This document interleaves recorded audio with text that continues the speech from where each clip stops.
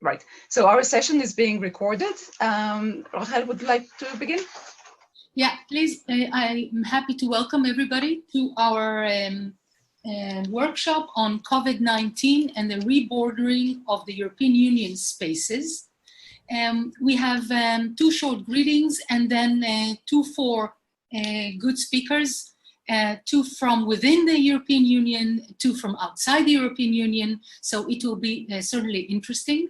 The speakers will have each about 10 to 15 minutes to present their thoughts.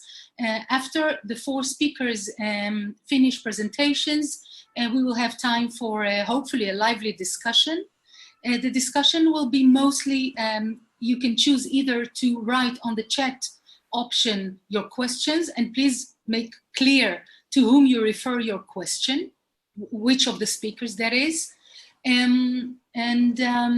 Otherwise, I would like to remind everybody the common rules, at least that's what I understand, the common rules of Zoom conferences. That is to say that everybody is kindly asked to switch off the speaker and the camera so that we can concentrate on only on the person presenting their views. Okay. So I'm having said that, I'm happy to invite Maya Sion-Tzidkiyahu to greet us first. Maya, please. Thank you, Rachel, and good evening, everybody, or morning, Emmanuel, to some of us, to some of you in the other side of the planet. I was really happy when David Newman approached me to hold this event on COVID-19 and the rebordering of EU spaces, as I think it is a fascinating subject. We also in amazement how borders were closed so quickly and how globalization in that sense of cross-country travel can stop almost overnight. Some internal borders between EU member states have already opened. Some were never closed, as I learned from the Croatian ambassador in our last Zoom event, and I'm happy that the Croatian embassy could join us and other embassies of the European Union today. And it's fascinating also to see how the European Commission is struggling nowadays to open all remaining closed borders inside the EU. The next phase will be to open the EU to travel from or to third countries. I'm also happy that our event is taking place 35 years after the signing of the Schengen Agreement in 1985, and only 25 years after the Schengen zone has actually started to operate. And people obviously very quickly get used to good stuff, to this freedom of movement. We will ask today, will borders return to their pre-corona status, or will they remain relatively closed in the coming years? And these issues and more will be addressed by our four leading international border scholars, and their bios were attached to the invitation. So on behalf of the Israeli Association for the Study of European Integration, I would like to thank the organizers. This event is held jointly by the Ben-Gurion University at the Negev, the Israeli Association for the Study of European Integration, and the Friedrich Ebert Stiftung in Israel. Our association was established just 3 years before the Schengen system began to operate. And in the last decade, we have received the ongoing support, generous support of the Friedrich Ebert Stiftung in Israel, aiming to promote knowledge, discussion, and analysis of the EU in Israel. And I'm really happy that we have this fruitful partnership that allows us also to bring people from across Europe and other places to discuss the different crises that the European integration is going through. And in the last decade, we had numerous crises. And I'm very much hoping that this crisis will be resolved that soon enough we'll see all the borders being opened. So I thank the organizers, the speakers, and you in the audience for joining us. And I'm looking forward to a fruitful discussion. Thank you. Thank you, Maya. And Professor Newman, will you say a few words, not as a speaker, but just greet us? Okay, thanks very much, Rachel. Thank you to my partners, Maya of the ISCI and Mickey Drill of the Ebert Stiftung. I'm organizing this on behalf of the small chair I hold at Ben-Gurion University, a chair in geopolitics, which has limited activities. But hopefully in the next few years, we'll be having a few border-related activities including possibly the holding of a big international conference in 2 years' time. We don't know yet. And I'm really delighted that I could get hold of some of my colleagues from around the world, some of the top experts on border studies. For those of you who don't know, the study of borders has undergone a huge renaissance in the last 30 years. It's become very multidisciplinary. It's undergone a huge renaissance from discussing borderless worlds to rebordered worlds after 9/11.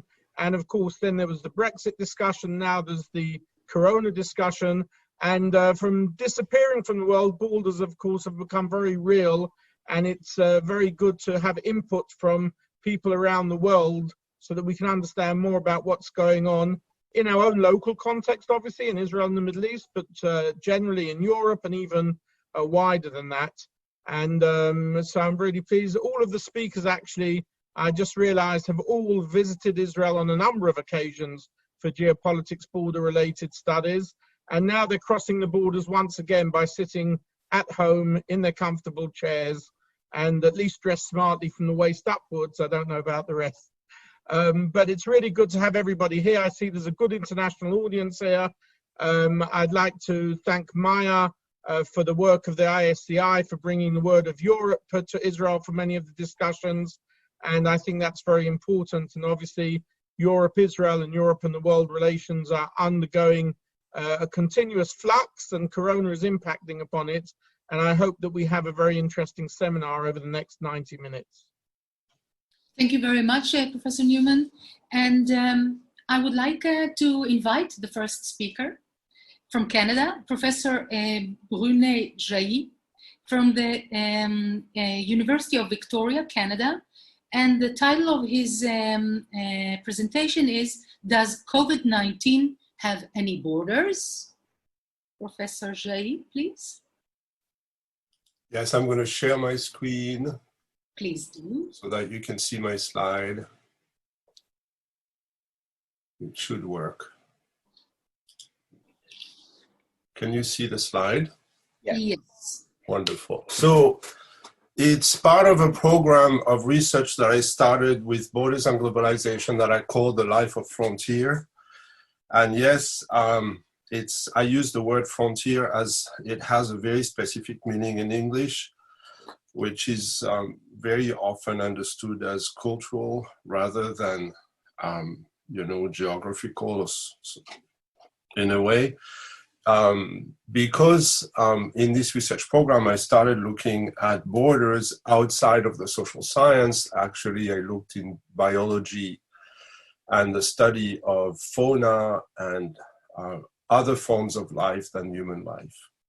And so I kind of like the overall title of the research program. Now, what I want to say about this is that I think it's really interesting to study, in a way, the COVID frontier, because it sets us back to asking important questions about what borders, and not just boundary lines, the lines that separate states, but what borders imply by all the forms of separations that we find in human societies from, for instance, neighborhood separations within cities or within neighborhoods, sometimes gated communities and so on and so forth, all the way to much broader ecological boundaries, which have to do with, in a way, the chemical boundaries of life and what contains and allows life on the earth. So, it's a very broad, obviously, spectrum on what borders are, but I think in the case of COVID, in a way, we are looking at a tiny little object, which is what 10,000th of a millimeter, and that has now killed a few 100,000 people around the world, and is causing havoc across the borders, at least the geopolitical boundary lines of the world. What I'm going to talk about has inspired also, and I think this is why David is inviting me at this talk, a program of research on changes at the boundary line. In other words, we are right now implementing a worldwide research program. It's actually taking place in a bit more than 25 countries around the world, and that includes countries all over the world. So we have African countries like South Africa and Morocco that are involved. We have Latin American countries like Brazil, Colombia, Bolivia, Peru, and so on and so forth. We have Central American countries like Mexico, obviously Canada and the US are involved. We have a few European countries, including France and Denmark, the Netherlands, and so on and so forth, that are also involved.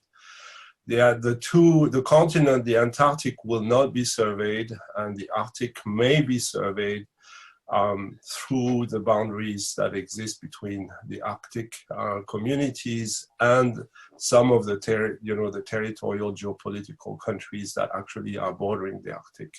And what we are looking at is just very specifically changes in the way the border, the boundary line, has been implemented at the boundary line. In other words, changes in policies. We are conducting a survey. We're using a few thousand Facebook pages that, and Facebook communities that are straddling these boundary lines. And we're running questionnaires in 17 languages across the board. So it's a big research program, thanks to a very large team, obviously, of colleagues that are involved in this. But, you know, one of the things that sets in a way the talk I'm about to go on and discuss with you is that most states have hardened the boundary line, but the virus doesn't really care about the boundary line. It has to be very specific types of policies so that they'd be successful. And unfortunately, I question the idea that the boundary line is the best place to actually stop the virus. So when we look at natural ecologies, one of the things that I think is really interesting is that, you know, what we're dealing with COVID is actually much more something that has to do with the various porosities of life and life forms. And that obviously it is really interesting to understand very carefully how the virus invades our bodies, but also reproduces and spread. And that if we want to stop the virus, other than having a vaccination or medication, right, which is actually a biological type of intervention, we need to think about other forms of boundaries that are maybe more physical than we think. In other words, that have to do with, you know, the porosity of our own skin and body and the way we interact within a given space. So the virus that we're dealing with is a really interesting one because it works a little bit like a Trojan horse. In other words, it enters a body, it reproduces inside the body, and then it spreads outside of this body. And it's quite interesting to look at it because what we realize is that the only way to defend the body that is infected is thanks to T cells. In other words, what biologists and people who study these kind of illnesses call the T cells, they are killer cells. They are actually cells, antibodies, that have already been infected and have the memory of how they have fought a specific infection, in this case, COVID-19.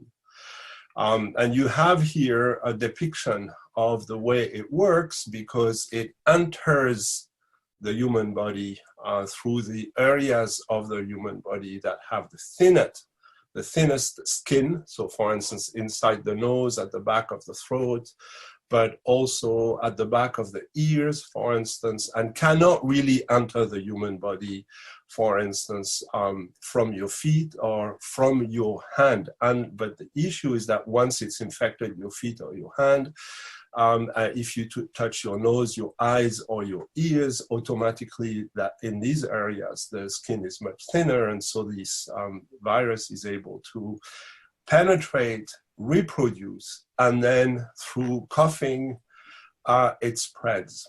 And the whole issue, which is a very interesting one, is that the virus spread over, a few days. But most humans, and actually it seems that the research today is pointing to a very large proportion of the human population, is not immune, but is asymptomatic. In other words, to identify the boundary, right, to identify what we would want to locate in the human body to prevent the spread, we need to be able to have some visibility. We need to understand how we can stop human beings who have been infected from, in a way, spreading the virus when they have almost no symptoms, but simply, for instance, walk around and speak to people, and through the speaking, move enough of this minuscule particle across the air to infect other human beings. So how do we break the chain of infection in a way becomes really important. And understanding also, in a way, what we call the virus spread ratio, which is 1 human to 3 human, or 1 human to 4 or 5 humans. In other words, is it very infectious or not? And also how long the period of being asymptomatic is for most humans. Now, these periods are really interesting because the most recent research, which is February of this year, shows that out of 10,000 cases, you have at least 1 person in 10,000 over a period of 21 days that will be asymptomatic. In other words, these are carriers of the virus that have no symptom whatsoever and actually spread it for 21 days. It's 1 in 10,000. But the good news is that about 99% of the people who would get the virus would actually be asymptomatic for much less amount of time, 3 to 5 days at most. 3 to 5 days at most. That means most people get sick, and it's visibly sick quite quickly. So there is here a big issue, is the visibility of the virus and how it works. Now, what have stayed done, and you'll see that I'm presenting basically option 2, 3, and 4. Option 1 is quite obvious and has been an option that has been discussed in North America, not in Canada, but certainly in the United States for a long time. So I'll discuss it very briefly, but I'll go in detail looking at mitigation. The second option is suppression, and the fourth option is elimination.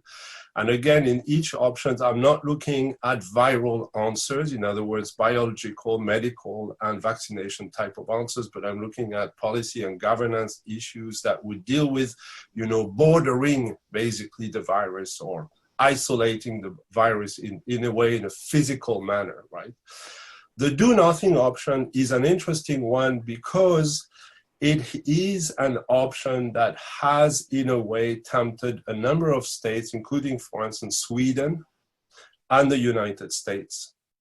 And the whole idea is that, you basically have to have herd immunity. The idea of the herd immunity is that once you reach a certain percentage of the population that is immune to the virus, then the virus doesn't have the capacity to reproduce within human societies.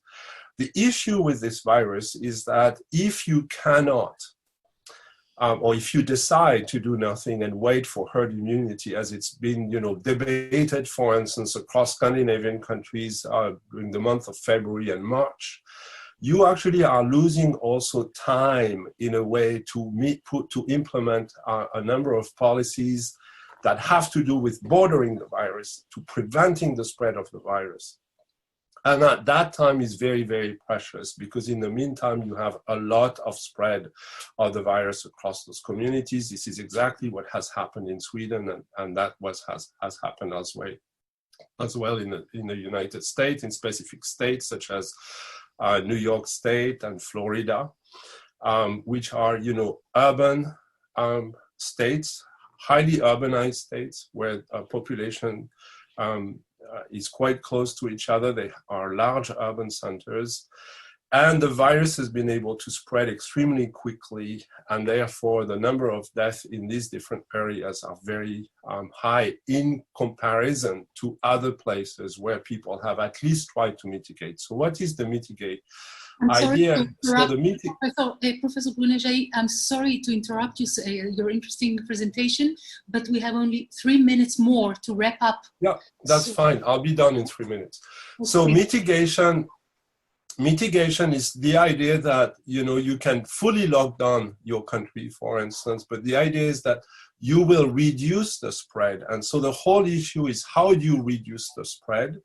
You close school, you basically are trying to organize some form of distancing between human beings, right? And you make sure that even the virus curve will exist, it will take much more time. So some countries, maybe a bit too late, went into full lockdown, like the United States. Sweden hasn't at all. If you want to do suppression, you have to start basically organizing a number of things that separate human beings from each other. Now, you see the very important differentiation between this mitigation and this suppression is that you are actually starting to not protect a community at large, like the whole country, but you are starting to isolate people who are sick from the community. That is why boundary lines and international boundary lines are only a partial answer, and certainly one of the weakest one. So tracking down all transmission, for instance, and quarantine are obviously the kind of very important measures that can be put in place, for instance, because they individualize, they locate the individuals that are sick and they limit the spread of the virus. For elimination, what we need is obviously a bit more than all of this, which is enforcing some form of social discipline and what is called in British Columbia, at least social distancing, which is the idea that no human beings that are potential carrier of the virus would actually be able to be in contact with other human beings that are not sick. So you do contact tracing and you isolate those people. Quarantine becomes a very important part. So the elimination of the virus has been implemented in some areas of the world, such as Hong Kong, such as Singapore, such as Taiwan, extremely effectively. And if you look at the data, you'll see that in those countries, it's been very, very successful. And there are cases where you have no death, for instance, or very, very limited number of deaths. Now, I've started through the Borders and Globalization database, collect the timing of the policies, and that's my last slide, almost last slide. I have one more after this. But you see here, it's very important to realize that the latecomers have not been able to successfully prevent the virus, right? So if we look, for instance, here at the United States, which is just before others, the borders were closed in April for 60 days. In other words, the virus had almost 4 weeks to spread in New York City before there is a full lockdown. Canada, in this regard, locked at the end of March, which is quite late, actually. But there were differences across the provinces of Canada. And if you look at other European countries and other countries, I find it very interesting that Iceland, for instance, was very early as a country that decided to lock the country out earlier with quarantines, even before Germany and so on and so forth. We have the full world.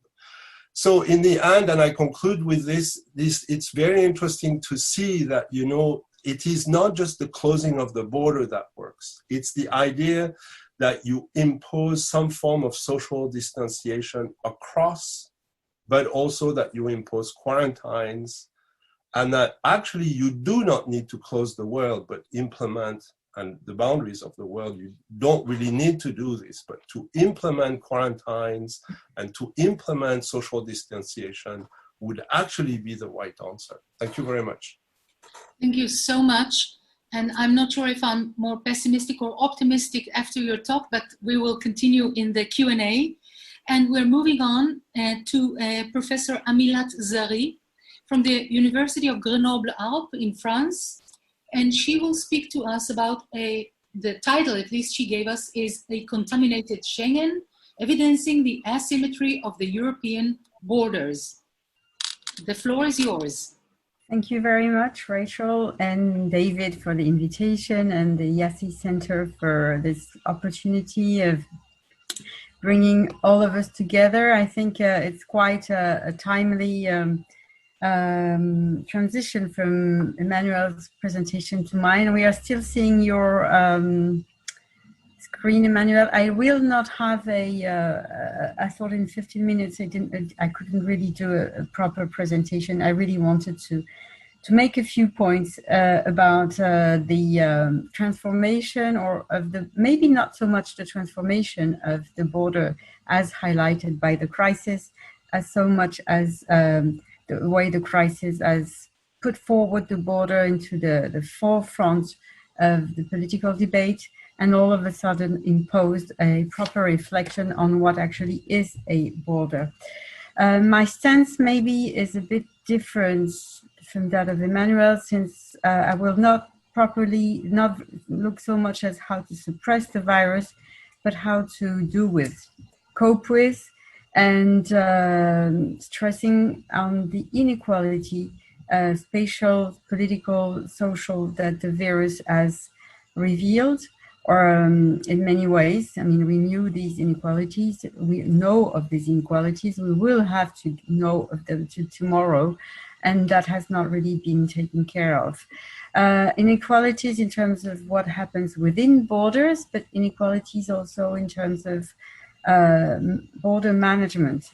The border in international relations is supposed to be defined as a line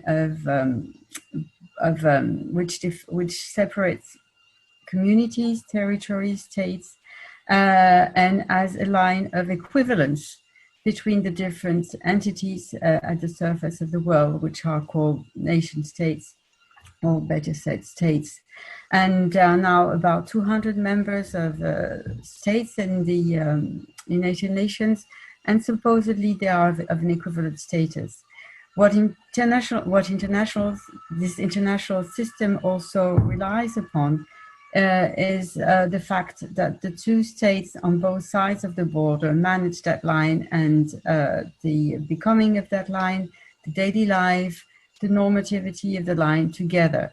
What has been done of the borders of Europe, especially within the Schengen part of zone of Europe during the crisis, shows that today we may be having a lot of problem with borders, because they are no longer, in any case, that place of equivalence and equality, and quite reversely, they reveal a number of very strong inequalities. It has been a very interesting time because in the political debate, all of a sudden we were not really concerned, or the media were not too much concerned with the invasion of migrants anymore, but how to join diasporas and make people come back home. And that was one of the this reversal of narrative was also very interesting. Anyways, I will take 5 points.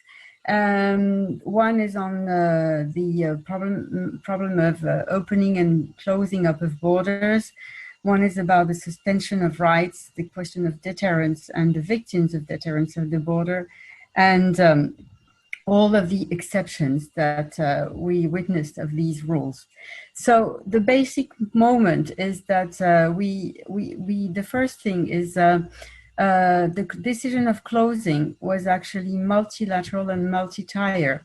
It belonged to the states to decide to close or not the borders, although there was a European decision at the level of the Commission taken on March the 17th to encourage states to close the border.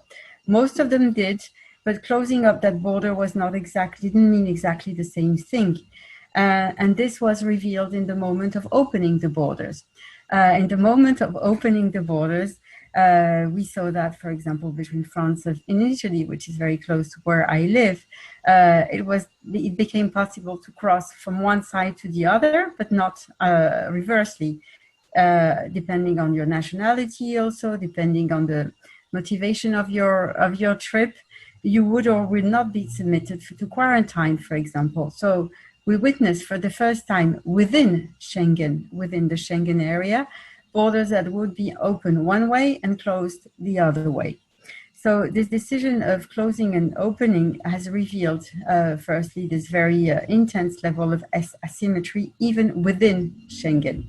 Within Schengen too, it was very interesting that the common decisions were actually challenged by some states. Example, when the Europe began to foresee the possibility of reopening Schengen borders, Austria decided that there was no way they would reopen their border with Italy because they didn't trust their partner. And so on and so forth. And what is also very interesting is to see how much local governments got into the game too. At the border between France and Spain, there were actually in some enclaves in Sardinia, some local governments that were also concerned that the national government wasn't taking the proper decisions and began to have their own regime of opening and closing up the border. In this very broad picture that I'm running through, it was also important to see that some regions actually began to also open up negotiations in case borders would not reopen for the summer, to try to see if regional flows could be organized to support the tourism economy, like people coming from Berlin to Croatian coast of the Croatian coast of the Mediterranean. Because that could mean communication between two safe regions. So in very territorial terms, we entered an era of total asymmetry, which is very surprising, totally unexpected, and reveals quite a lot of the limitations of the Schengen system. This is the first very big point that I wanted to make. The second point concerns the asymmetry of the application of rights, human rights, during the crisis, and the suspension of some rights during the crisis. That concerns more the external border of the European Union.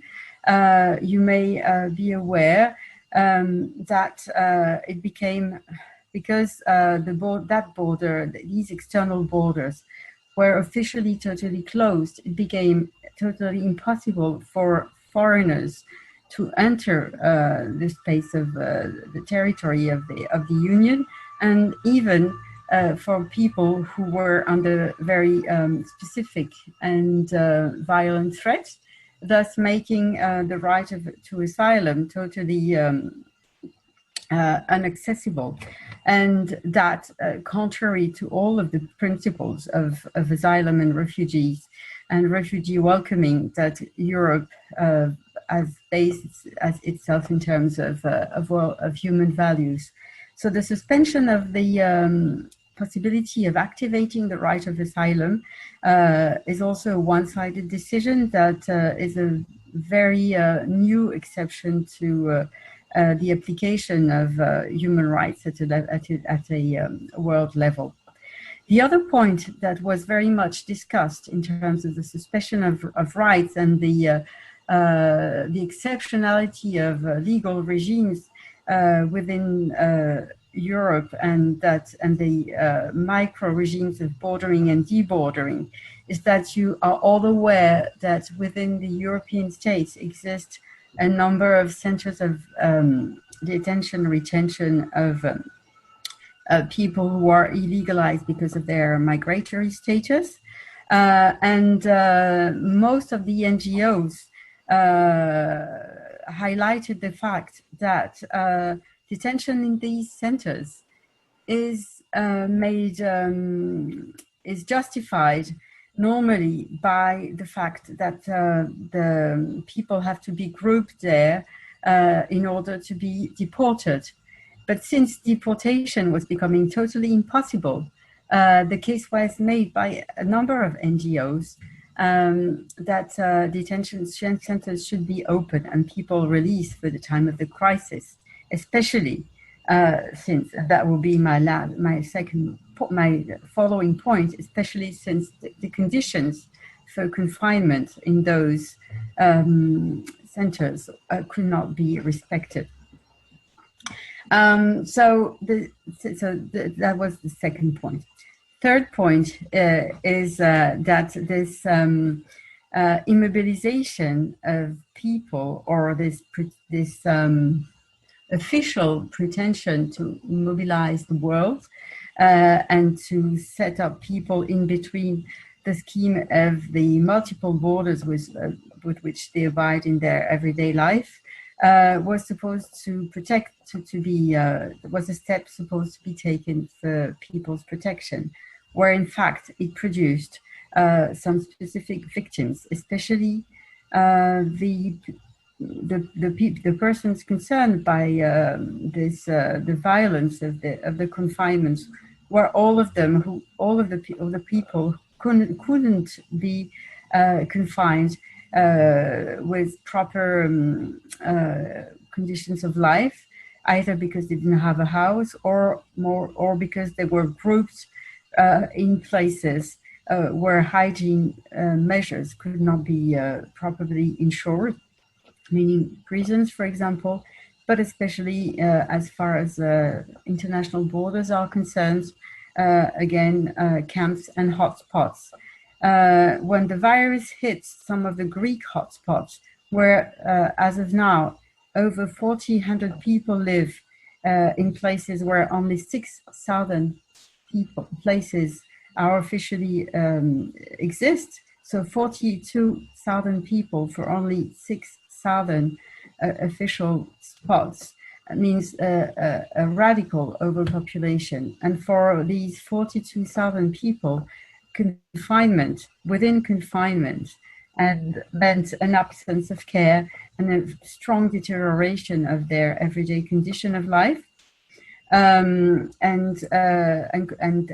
this being imprisoned within the border space during the time of the crisis meant a profound contradiction in the application of the confinement policies, since they were, instead of being led in and justified by the protection of the people for those concerned at those places specifically, it meant a deterioration. That being said, the borders of the EU actually were not closed during the time of the crisis. There were some planes were flying to bring people back home, to have some people travel for imperial reasons. And actually, a lot of the states that were the most, even some of those who were the most, were the stricter in the application of confinement rules, actually allowed special flights to bring in migrant workers for specific reasons. Germany did it to pick up crops. Austria did it to bring people from Romania and Bulgaria to look for their elderly people, and actually, so meaning that controlled mobility, more or less controlled mobility, was made possible, and in some cases, economic principles took over the sanitary ones. I will go towards and move towards my my conclusion. This is the crisis has revealed, as we all know, is the polarization and inequality of our society, and how globalization has strengthened these inequalities. In many ways, and I wrote that in a small op-ed, the people who could be confined and could close the border are exactly the very same people who usually can travel. So it was a crisis that revealed a right and access to mobility versus a denial of right, both to mobility and to possible protection. And these go very much together. The second point, the second thing that this asymmetry of Schengen borders revealed was the fact that the border is as much a question of time as it is a question of space.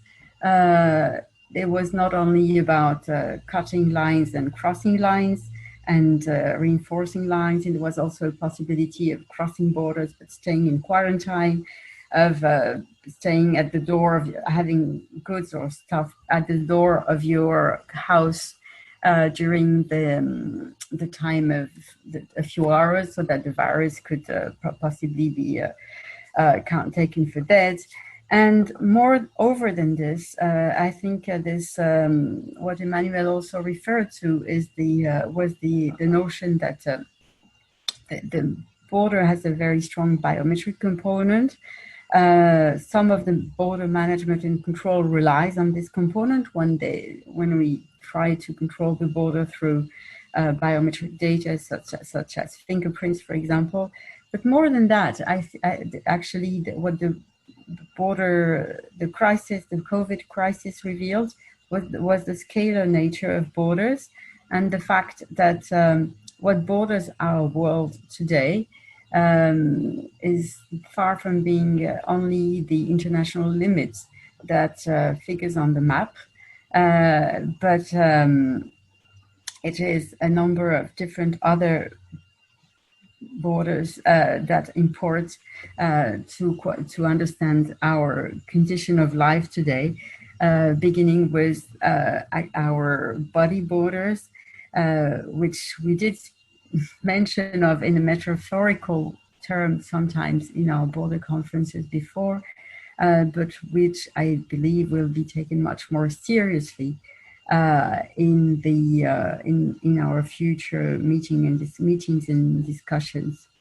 And I'm probably done with my time, and we'll stop here. Thank you so much.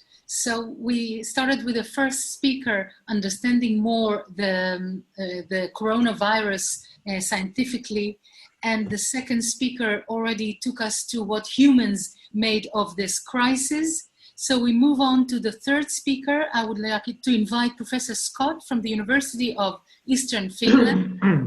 And the title of his speech is Pandemic, Social Borders and Biopolitics Within Europe. Professor Scott, the floor. Okay, can you see? I was trying to share my screen.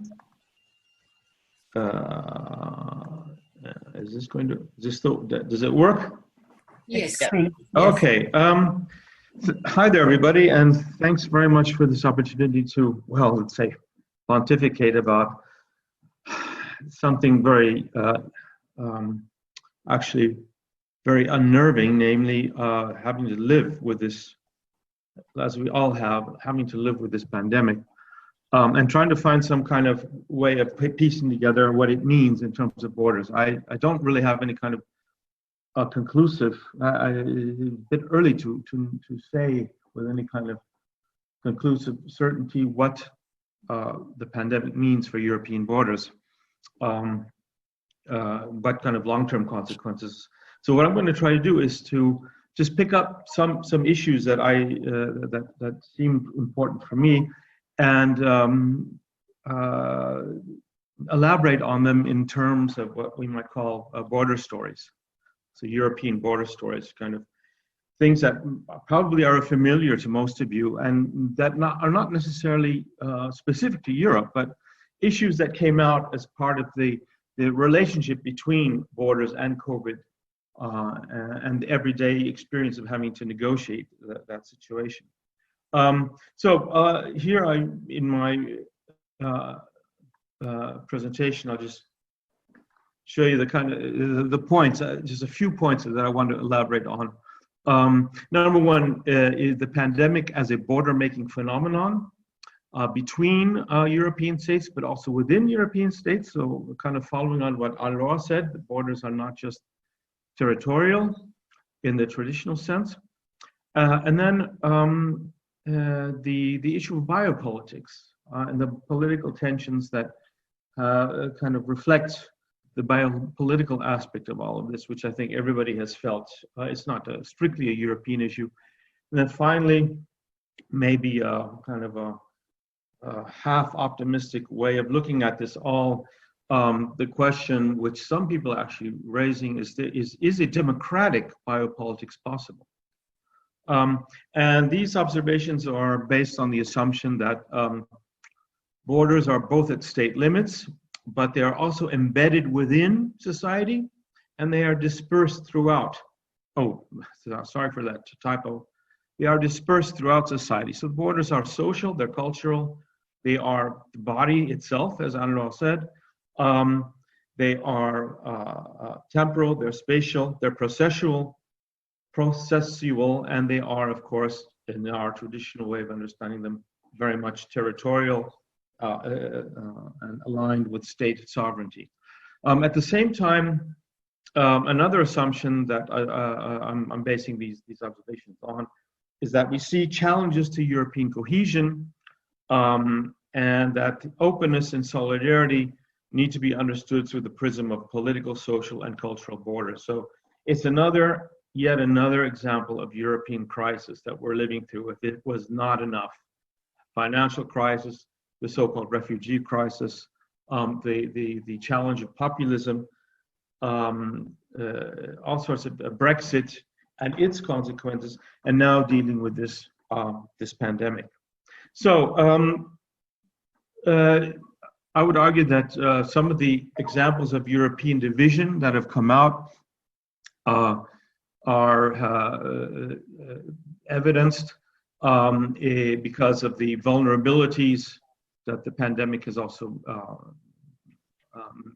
made quite manifest in terms of European societies, in terms of social aspects, economic aspects, welfare aspects, also the health and quality of health systems, the ability of health systems to actually react to the pandemic is one huge differentiating aspect. Just mentally, let's compare the situation in Finland and let's say in the United States. But I can, maybe I'll get to that point a bit later. And so I just was thinking about what kind of border making patterns can we discern? What has emerged as let's say, part of this situation of pandemic? We had borders of solidarity in question in terms of emergency economic responses, whereas the frugal North basically not willing to help the suffering economically strapped South in terms of underwriting a COVID bond, a Corona bond. This kind of being very the wealthy countries being very reluctant to step in and help countries like Italy that were let's say in March, April, when this discussion was really going, showing an unwillingness to kind of to share a European burden. And this, of course, the impression that emerged was that, okay, again, solidarity within the community is being challenged. We saw, okay, maybe a point that is not so important and certain in overall terms, but a tardy community response. So we saw the European Union not really acting in concerted manner, in a joint manner, and doing it actually at a very late stage. But at another level, we see differential impacts of COVID, and I think this has something to do with what Anurag was saying, and I think this has something to do with Emmanuel's elaborations. Very much differential impacts within societies, which have a very powerful bordering aspect, determining age and risk groups, health conditions, underlying health conditions, employment vulnerabilities, who can actually work from home, who can't, housing conditions, who was cramped in tight spaces with large families, and who was basically a single, who can basically easily socially distance themselves, for example. And the bordering aspect that brings out is impacted, is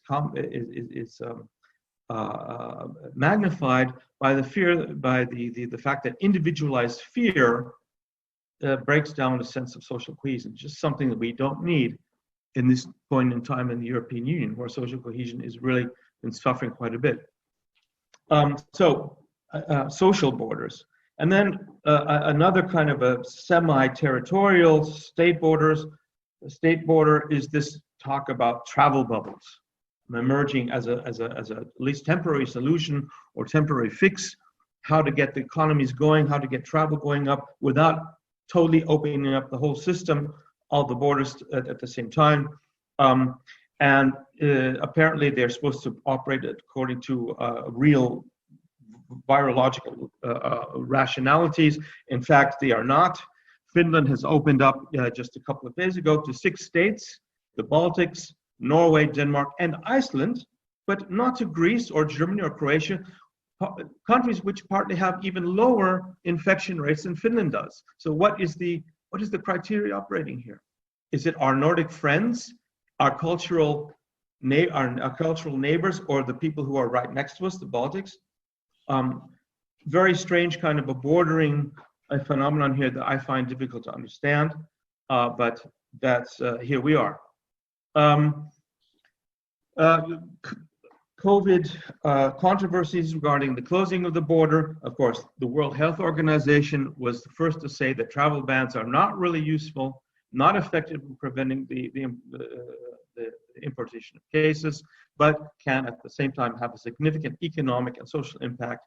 At the same time, the social distancing measures could have considerable mental health impacts, which are not directly measurable in terms of infection rates. And then here, the other point to be made in this slide is the fact that a lot of people were saying, where is the European dream? Where is Schengen? Why are no politicians standing up for open borders? Why are we following this impulse to close the border in order to show that we're doing something?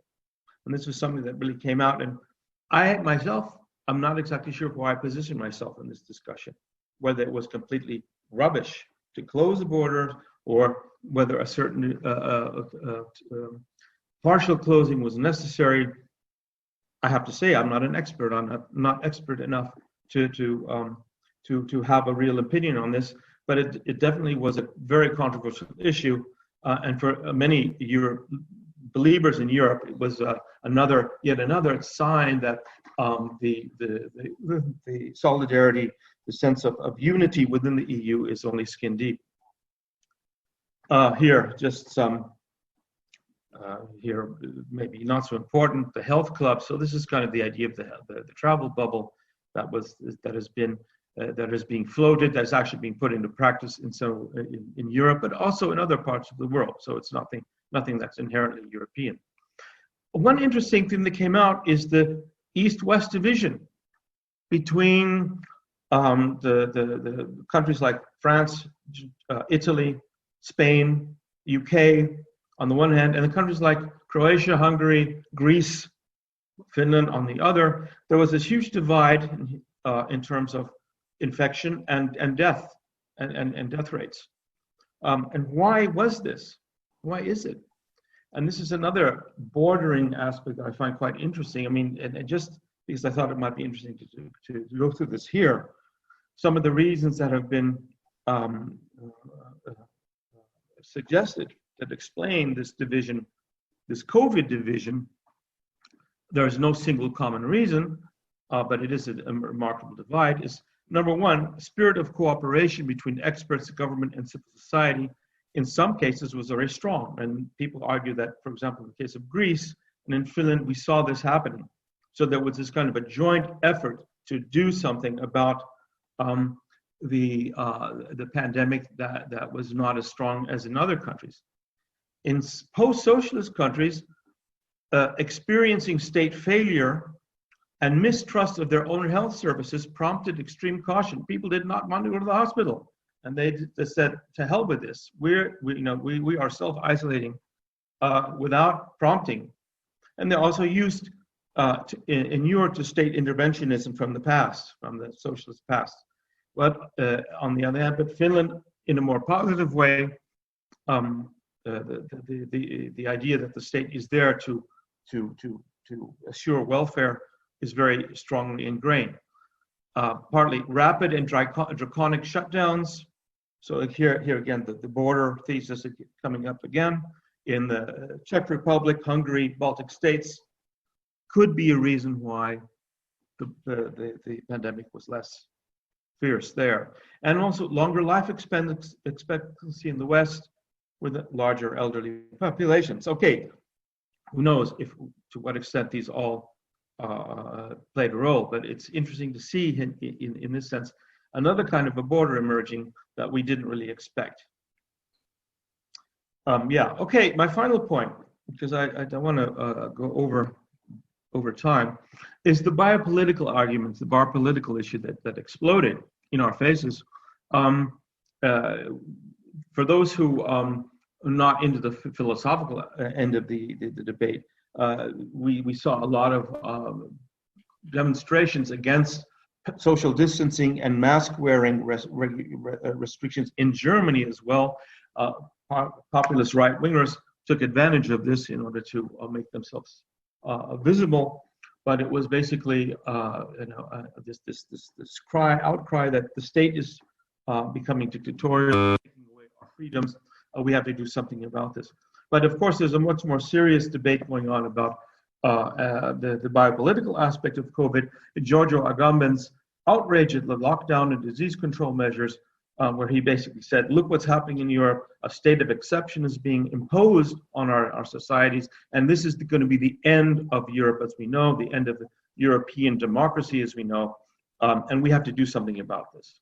And this, of course, generated responses from Jean-Luc Nancy, who basically said, well, listen, you're a great philosopher, but you're losing a sense of reality because this threat is real, and there needs to be we need a real life response to it. And this, the state of exception is there for a reason. Or Roberto Esposito basically defending the relevance of biopolitics, but suggesting that we have to see what's happening on the ground. And here we rather see a breakdown of public authority and health systems, rather this than a dramatic totalitarian grip in terms of a state of exception, trying to enforce a biopolitical regime on the states. So my final point then would be, as maybe learning from the pandemic, maybe, perhaps, I don't know, is whether or not we can break down socio-cultural borders through a sort of parrhesia and frank talk, developing a biopolitical culture of care, breaking down social-cultural borders, which sometimes make it very hard to fight kind of a pandemic like this one. Taking here some inspiration from thinkers like Panagiotis Sotiris, who basically says that we can see biopolitics as something that is democratically co-generated between civil society and experts and governments. It can be something that's democratically discussed based on collective decisions that are taken on the available knowledge, on factual knowledge, and which form part of a collective effort to care for others and ourselves.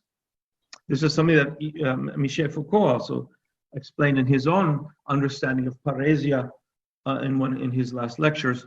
This culture of self-care and care, but that requires a kind of an openness in terms of dialogue and for it to take place. So instead of a permanent individualized fear, an atomized kind of way of facing the pandemic, which breaks down any sense of social cohesion, we could move towards the idea of collective effort, coordination, and solidarity within a common struggle. And so the possibility of a democratic biopolitics, which of course takes us kind of far away from Giorgio Agamben's argument.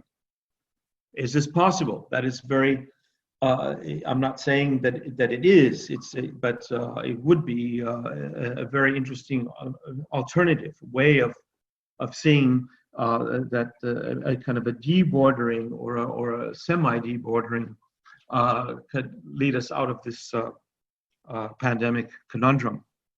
He also mentions that the democratization of knowledge would be an important precondition for achieving this. And this also aligns with what Sergei Prozorov has been writing about, who's also advocating a democratic biopolitics.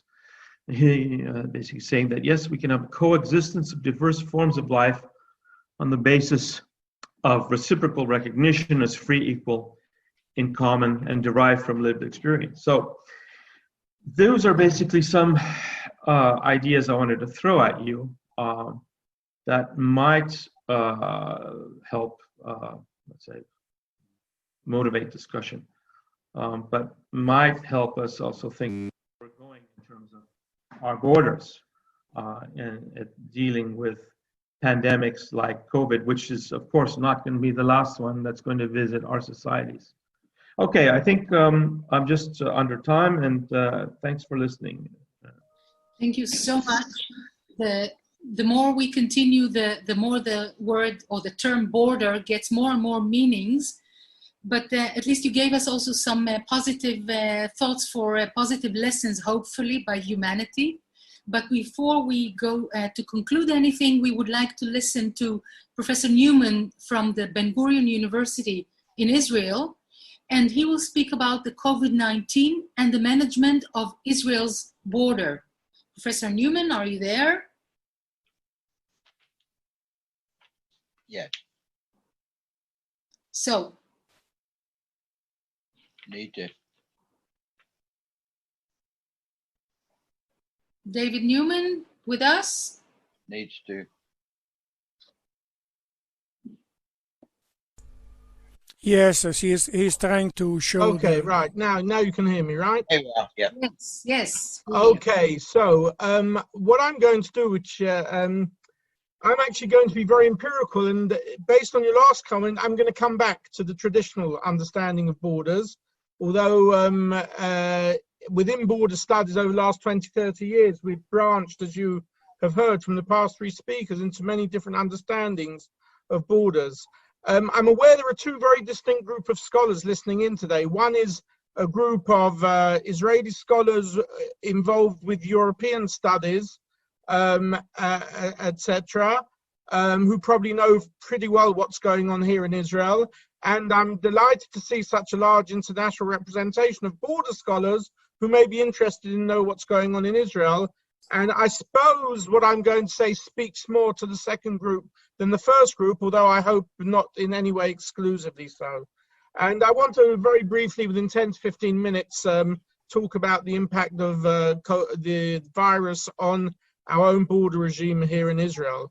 Those of you following the situation in Israel will know that overall, at least until now, although there's the a danger that it's coming up again, as things have reopened, some would say too early, some would say not early enough, but nevertheless, overall, the figures in Israel have been extremely low.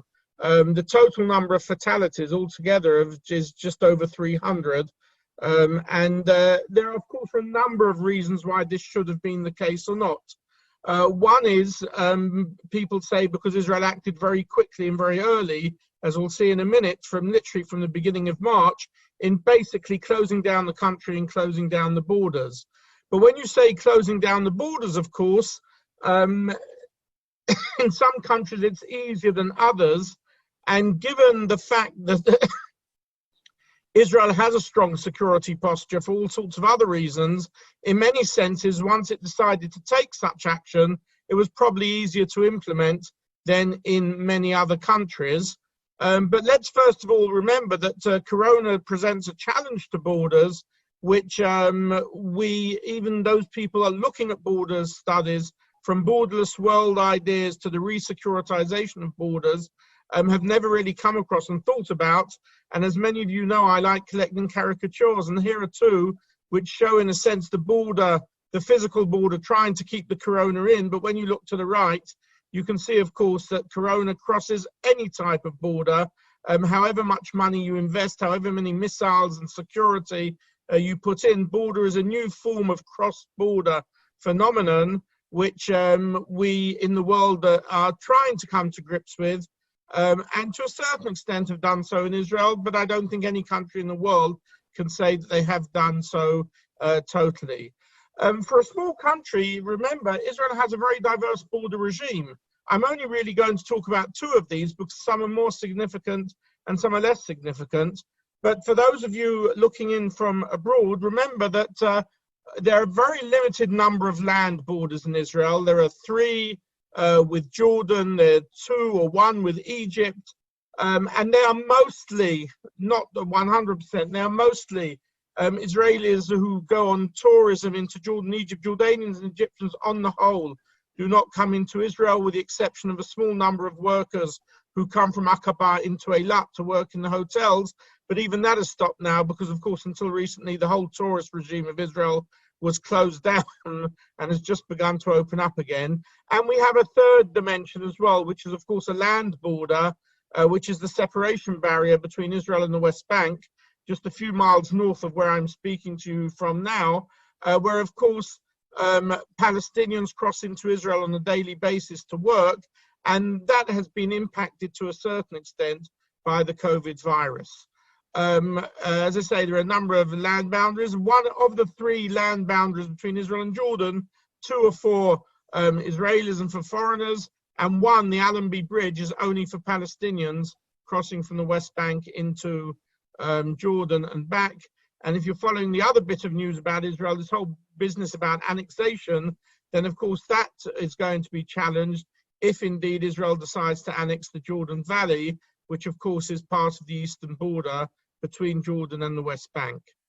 Israel already in March the 16th, right at the beginning of the crisis, decided to fully close its borders to tourists. As I say, because of the way that the borders operate in Israel, that actually something like 85 to 90% of people coming in and out of Israel come in and out of a single international airport, the Ben-Gurion airport. So, of course, it was much easier to close down in that sense. And from a very early period, basically, no one, unless they had Israeli citizenship or were Israelis, was really allowed into the country. No tourists were allowed until today. Actually, that's the case. And even when you came, you had to, from a very early stage, go into 2 weeks shutdown. And they argued, I don't know to what extent this statistic is true or not, but they argued that from the very beginning that even the small number of cases that were noted in the Israeli case, they say that something like between a third and a half were from people coming into Israel at the beginning. I don't know whether that was for PR purposes or a real statistic, but it's worth noting that was what was put about.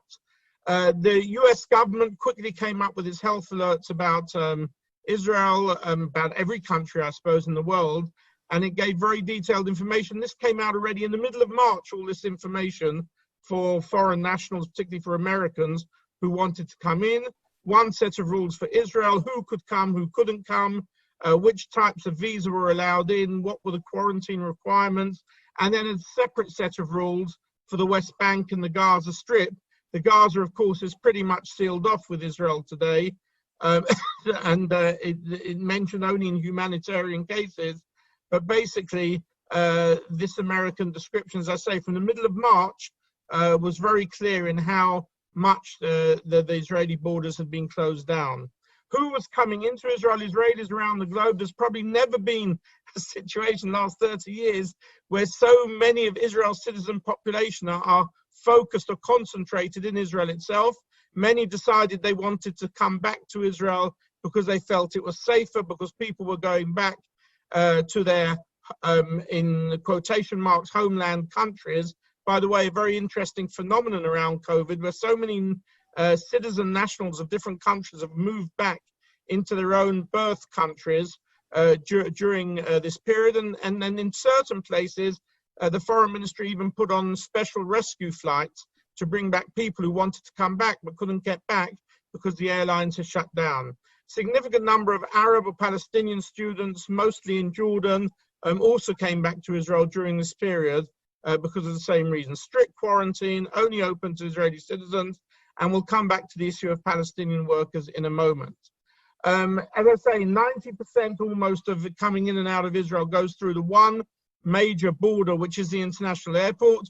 And you can see that in April, the statistics were that only 2,500 people left Israel compared to almost 700,000 in the same month last year. You can see those figures. I don't need to read them for you.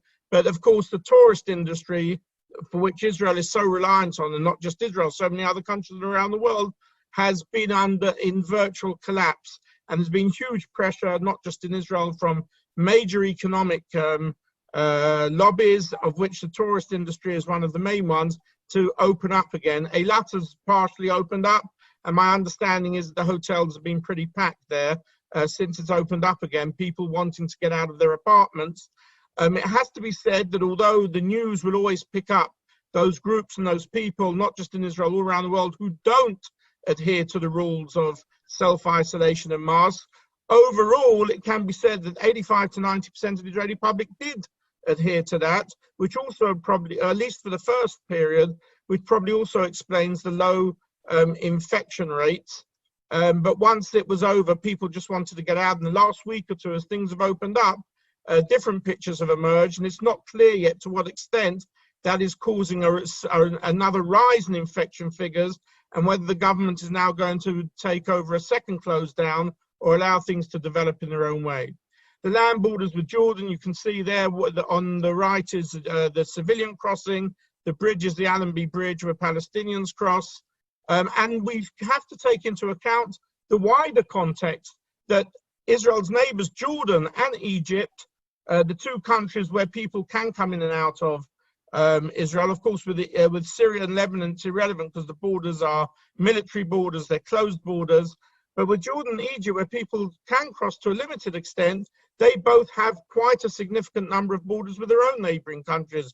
Jordan has with Syria, with Iraq, with Saudi Arabia, just an Aqaba with Egypt. Egypt has, of course, with Libya, with Sudan. So this has a knock-on effect, and all of those countries were closing down their borders as well during the COVID period. Even all the tourists going into Taba, coming back from Jordan, had to go into 14 days of isolation. And then we finally come to the separation barrier between Israel and the West Bank. These are just pictures you can pick up anywhere on the internet. Most of it is a fence. A significant section is a wall, as you know. This has been built over the last 15 years, arguably for security considerations. It's very hard to cross. There are 5 crossing points. You can see a small crossing point to the right. Different rights of crossing are for Israelis and for Palestinians. I have a neighbor a few doors away from me who works in the crossing point not far from here. And he says the numbers crossing in the southern point, in what we call the Meitar crossing point, are down to 8 or 11,000 a day, which is about 50% of the number before Corona. And that's a small crossing point. He says that on the whole, no particular health considerations are taken in, simply lesser crossing because there's less work in Israel, because so much of workers has shut down. At the beginning, they wanted to bring in a large number of workers who would actually stay and reside in Israel instead of returning every day to their homes in the West Bank. But after 2 or 3 days, they decided that was not an effective policy. It couldn't be implemented. So it went back to the old way. But what I was told was that in the fence and the wall, where there are holes, and there are holes and spaces you can cross in many places off the beaten track, I've been told that this has gone up significantly by those who are now prevented from coming in the major crossing points, and that quite a few thousand cross every day through the informal or the illegal holes, either to find work or to buy whatever or for whatever reasons they want to cross. So as you can see, the number of daily workers cut by 50%, border restrictions, and there have been Palestinian police have attempted to stop the flow because they have argued that actually the figures are worse in Israel than they are in the West Bank. Therefore, Palestinians who cross into Israel are going to bring the infection back into the West Bank and not vice versa. And there have been places where they have stopped and taken away the work permits from some of the Palestinians. there are big questions being raised, not in Israel, but all around the world, about the issue of human rights, the issue of using security services to shut down on borders. We have in Israel, you can see that little sign there, we've had right from the beginning an app for whoever wants it on our phones, which can locate wherever you are and can locate wherever you've been for the last 10 days. And if you just flick on it, it will tell you whether you have been in any place in the last 10 days where you may have come into contact with someone who's infected. Now, that may be very effective for corona reasons, but of course, it just shows to what extent the security framework allows Big Brother to watch you, to know you wherever you are at any point in the day. And there are big questions being raised, not just in Israel, but all around the world, whether once corona is behind us, if and when it is behind us, whether these things will then be, you know, taken off and we won't be subject to this scrutiny anymore. And of course, there are big question marks about that. Will we get back to returning to normal?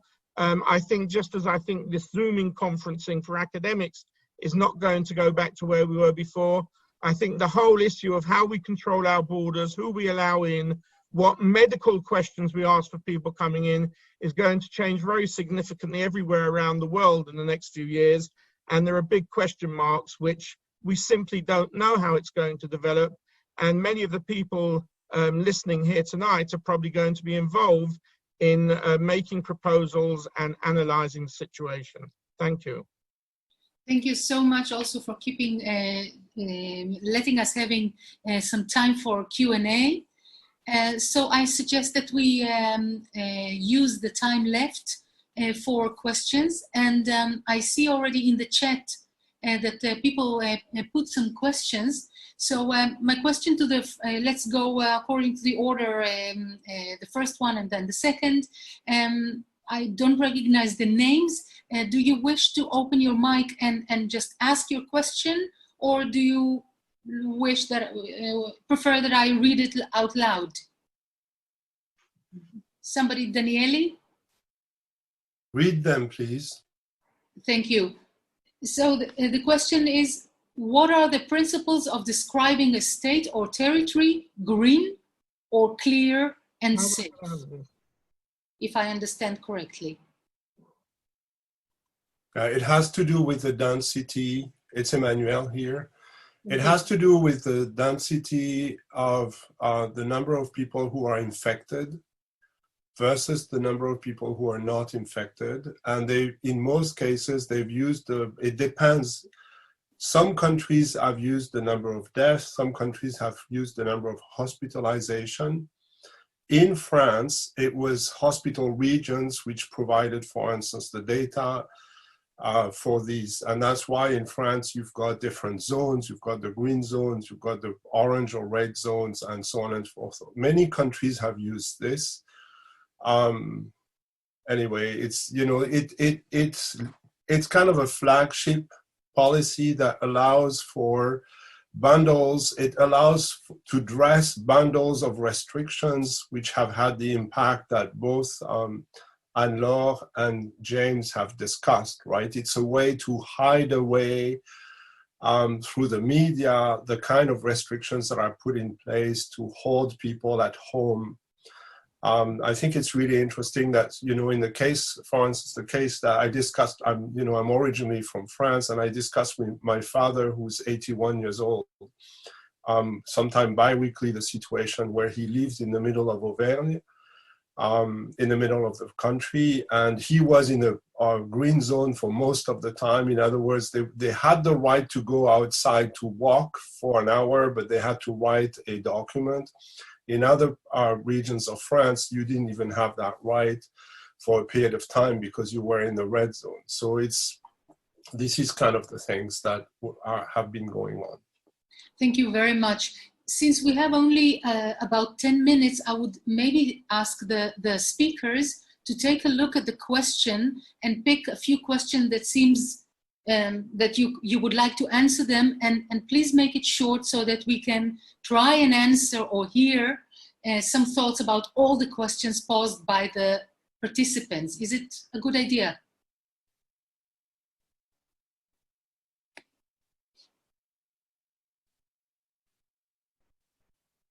I think what would interest this audience is particularly probably the European dimension, since the partners here are the Association for European Studies, and maybe some of the other things we've said from the local level in Israel or the wider theoretical level from Emmanuel, how many, some of these things come to play within the European context.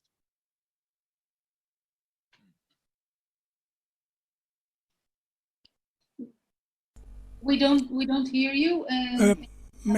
I'm Fabrizio, and I like to only to say two things about the Italian example. Officially, Italy was the first country dealing with coronavirus, but in my opinion, it was only an official starting point, because in my opinion there are many people around Europe having been asymptomatic and already with the COVID-19. In Italy, what happened was a sort of conflict between the authority of the state, and for Italians, the state, there is a big mistrust against the state, and also the regional leaders, and this was a political contrast in order to decide who was in charge to take decision to close the people, to decide the lockdown, and to indicate the red spots for a very severe closing situation. And now there is also a judicial procedures in order to decide if was in charge of the leader of Lombardy to decide a red spot in Bergamo, or it was in charge of the states. What I saw, and in my opinion, depending and according to how was the transparency in spread around the data about infection and so on, what I saw that in Italy there was mainly... If you can come to your question to the speakers, because we really have just a few more minutes. Okay, no, it is only a remark. I want to conclude that this political fight never dealt with the real territorial situation of the COVID-19, because the regional level was not the one of the COVID-19, and so these political issues, I think, is really important. In fact, not being able. I have to stop you again. Okay. We're running out of time, and I ask everybody to be so kind and to make it short. So I will try another way. Professor Amilat Zari, will you pick a few questions which are relevant maybe to you, to your specialty, and comment upon them? Okay, there are lots of interesting questions and they're coming up, and so one of them is about the scalarity of it all. And the fact that indeed the COVID reinforced, and this is one of the main points I made, the fact that all borders were not equivalent, and that we were not equivalent to borders and to bordering regimes. So I think this is the essential point. It concerns Europe maybe more than other regions of the world, because in Europe there is this Schengen tire that is very specific, and that has introduced a notion of internal and external border, which is very strong.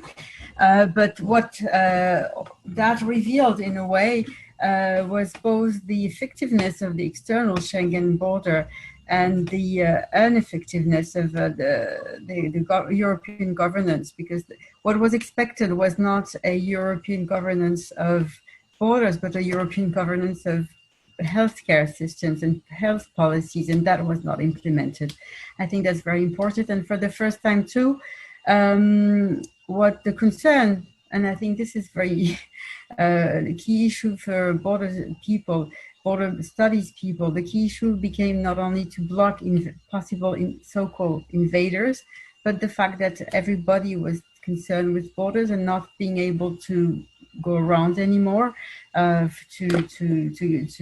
hug loved ones, and families were really confronted with this diaspora actually took a new meaning. Concerning biopolitics, I believe there is a very strong point here in terms of the borders revealing the state of control that our societies have over bodies. Katie, Fabrizio's on. Sorry? Somebody forgot his open Okay. mic. Continue. Okay. No, that's that. No, I believe also that the very important thing is that the virus is revealing our attitude towards the importance of the bio component of our lives, and what happens at the border once again is a flashlight of what is happening elsewhere. And if we allow for good and for bad apps to track things, and temperature to be taken, and modifications to be made there at the border, it means that they are demultiplied at other scales in the rest of our lives. There are questions on the age barriers and the rest, but I don't want to hold the floor for too long. But basically, I think that what the virus demonstrated too is, as Emmanuel showed, there are ways of struggling with the virus in terms of bordering the virus. But if it's not that virus is a specific one. And for that virus that was very dangerous, for the first time, humanity took quite a brave step of putting the economy on hold and privileging human life. But there will be many other viruses, and we are made of viruses, so we better get used to dealing with viruses and their circulation. And this is also a big metaphor of what globalized mobility means today. And thank you so much. Maybe we leave the last 3 minutes to Professor Scott to react on whatever he can in the last 3 minutes to some of the questions asked here in the chat. Professor Scott? Well, thank you. They were mostly comments, and I think they are very, very good comments. And I was thinking how to respond to them. Just two issues, and maybe a little bit simplistic, but two issues that seem to me to be quite pertinent coming out of this discussion. Number one, I think, is the resource, an important resource in dealing with a pandemic like this, but something, of course, that takes generations to produce, is a sense of social cohesion. It's not just a socioeconomic cohesion, although that's important, but also a sense of community. People are actually together doing something, a common project, a common sense of protecting themselves in a positive way. And that societies that have that kind of, maybe not in an absolute way, but a kind of a good rapport, there's a good rapport between civil society, experts, governments, and the media, for example, that there might be something possible along those lines. We saw it with the problem with fake news and misinformation, that the more fragmented, the more divided a society is, the more susceptible it is to conspiracy theories and non-factual information and all sorts of crazy stuff about vaccinations and things happening, creating pandemics like COVID-19, which hamper actual practical responses. So social cohesion. Another issue that I would raise that seems that for me came out is that to have viable national borders that are also humane borders in the sense of letting people in and out, but also viable in terms of controlling disease, you need a strong international cooperation. You need global governance. Without global governance, national borders will not be stronger, they will be weaker. They won't really function. they can't function. So this is kind of the strange, ironic situation we find ourselves that, making this country great again, making America great again, but at the same, but what's actually happening is undermining the whole viability of national borders in terms of satisfying different or realizing different functions, and also being humane of your borders by actually negating the necessity of having that knowledge and information exchange at an international level, and also governance mechanisms that can deal with things like pandemics, which is exactly what you need. Yeah, I think I forgot to show this. I'll share the screen. One last slide, kind of another bit of let's say positive news from Europe. And you see this. Yeah, the border was open. They're celebrating a border opening on the German-Polish border. Here it is. You don't see it, James. You changed slide. Yeah, I'm trying to. Here it is. I'm trying to say. So, just a couple of days ago, the 15th of June, they've opened at least Germany opened its borders to the Schengen. And yeah, it feels like 1989. I mean, really, celebrating the reopening of the border just happened a couple of days ago. Something that is surprising, but yeah, people didn't like this border closure. They thought this was the wrong thing to do. And this is at Frankfurt oder Subice, which basically are one city right spanning the border. And I forgot to show this, but at least one sign that Europe does live at least at the local level in the heads of some people. Okay, that's it from me. Thank you so much. And we are, in fact, finishing up. Time is gone, finished. We are left with very interesting questions to go home and think about. David Newman, will you say just a few words for goodbye? Okay, yeah. Thanks very much, everyone, for participating, particularly the wide international audience. Obviously, we need to do a next session with a longer time period so that there's more time for discussion. We always fall into the same trap. It's nothing new. Thanks to all of my three colleagues, Emmanuel, James, and Anne. Maybe Emmanuel wants to have a last word. He started and we didn't give him time for a response. Do you have some final pearls of wisdom, especially as you are Mr. Borders? People have said.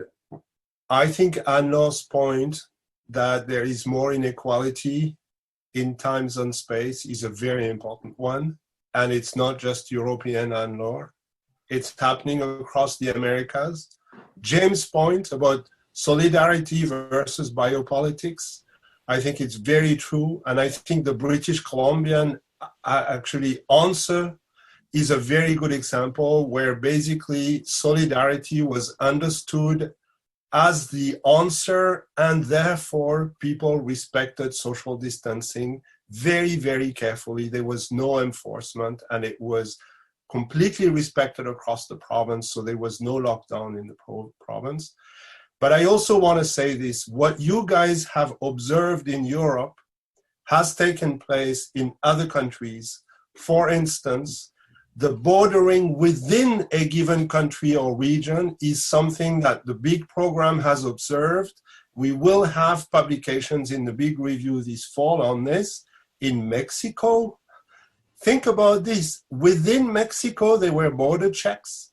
In India, there are entire regions that were locked down, whereas other regions were not. So it's not just Europe, it's that these phenomena that we're observing here are really broad. And yes, they're very diverse, so they're complex to study, but they're very broad. Thanks so much, it was great. Thanks, David, for organizing. Thanks to Israel and Ben-Gurion for doing this. Thanks very much. The sign that things are getting back to normal is that tomorrow the Premier League starts playing again in England. Okay, Maya? I would like to thank all the participants. It was very interesting. I still have some questions, but we'll have to wait to see the answers that the European Union gives to, the issue of solidarity and the gaps between the member states and the EU level. So that's the borderline that you mentioned by solidarity. But it's interesting to get into it and to see, the different biopolitics within the EU and the member states. So it was fascinating. Thank you so much. And I wish you all a good evening or continuation of your day. Okay. Thank you. Thanks, everybody. Bye, everybody. Goodbye. A lot of people I would like to say hi to, but it's kind of difficult with this, this Zoom. I'll stop recording now and you can do whatever you want. Almost.